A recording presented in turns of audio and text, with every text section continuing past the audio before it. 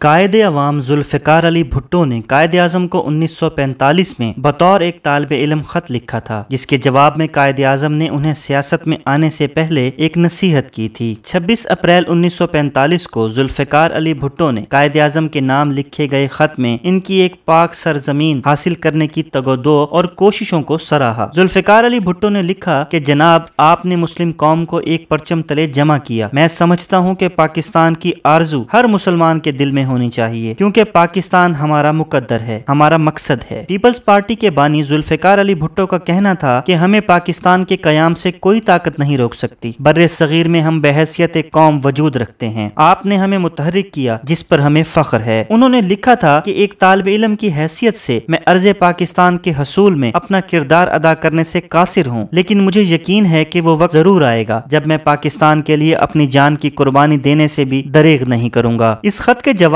میں قائد اعظم نے 1 مئی 1945 کو ایک خط لکھا، جس میں انہیں نصیحت بھی کی گئی۔ تمہارا 26 اپریل کا خط پڑھ کر اور یہ جان کر کہ تم مختلف سیاسی تقریبات میں شامل ہوتے رہے ہو، بہت خوشی ہوئی۔ اگر تم سیاست میں دلچسپی رکھتے ہو تو میں تمہیں نصیحت کرتا ہوں کہ پہلے اس کا بخوبی مطالعہ کرو، لیکن اپنی تعلیم نظر انداز نہ کرنا۔ اگر تم ہندوستان کے سیاسی مسائل کا مکمل طور پر مطالعہ کرتے ہو تو مجھے اس بات پر کوئی شک نہیں، تم تعلیم مکمل ہونے کے بعد زندگی کی جد و جہد میں کامیاب فرد کے طور پر داخل ہوگے۔ محمد علی جناح۔